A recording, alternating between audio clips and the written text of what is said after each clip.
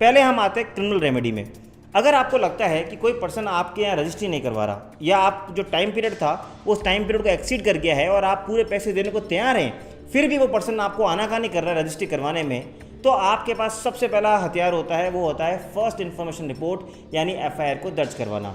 जी हाँ दोस्तों, आपको अपने नज़दीकी पुलिस स्टेशन जाना है और सेक्शन 406 आईपीसी और सेक्शन 420 आईपीसी में एफआईआर को दर्ज करवाना है।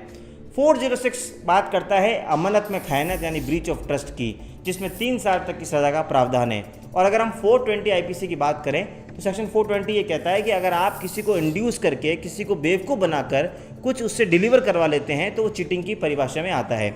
अब यहाँ पे ये ऑफेंस इसलिए मेड आउट होगा क्योंकि हम ये बात कह सकते हैं कि जो प्रॉपर्टी बेच रहा था उसने हमको इस बात से इंड्यूस किया कि हम अगर उसको पूरे पैसे दें तो वो रजिस्ट्री मेरे नाम करवा देगा, इसलिए अब वो रजिस्ट्री करवाने में आनाकानी कर रहा है, तो हम इस ग्राउंड पे उसके खिलाफ 420 आईपीसी की एक एफआईआर दर्ज करवा सकते हैं। और जब आप 420 के आईपीसी की बात करते हैं तो ये नॉन बेलेबल ऑफेंस है, यानी इसमें अरेस्ट होने के बाद बेल सिर्फ कोर्ट से ही मिलेगी, और दूसरा ये कॉग्निजेबल ऑफेंस है, यानी इसमें एफआईआर दर्ज हो सकती है और इसमें 7 साल तक की सज़ा का प्रावधान है।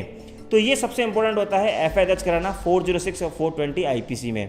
अब सवाल ये उठता है कि अल्टीमेटली है तो प्रॉपर्टी का डिस्प्यूट्स, ट्रांजेक्शनल डिस्प्यूट्स हैं, तो कई बार पुलिस एफआईआर दर्ज करने से मना कर देती है। तो उस कंडीशन में आपको जाना है अपने शहर के कमिश्नर या एसपी जो भी आपके क्षेत्र में होते हैं उनके पास 154 सब+3 सीआरपीसी की एप्लीकेशन लेके।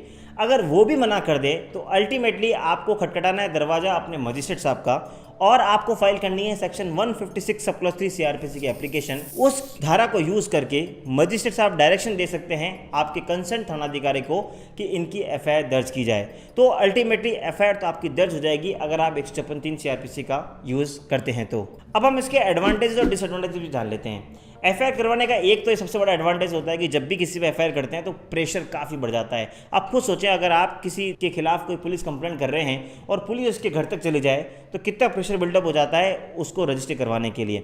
लेकिन अगर आप डिसएडवांटेज की बात करो तो ये कह सकते हैं कि अल्टीमेटली है प्रॉपर्टी डिस्प्यूट्स, तो जनरली पुलिस इसमें एफआईआर यानी क्लोजर रिपोर्ट लगा देती है और ये कहती है कि आपको जो भी करना है वो सिविल कोर्ट में जाके करिए।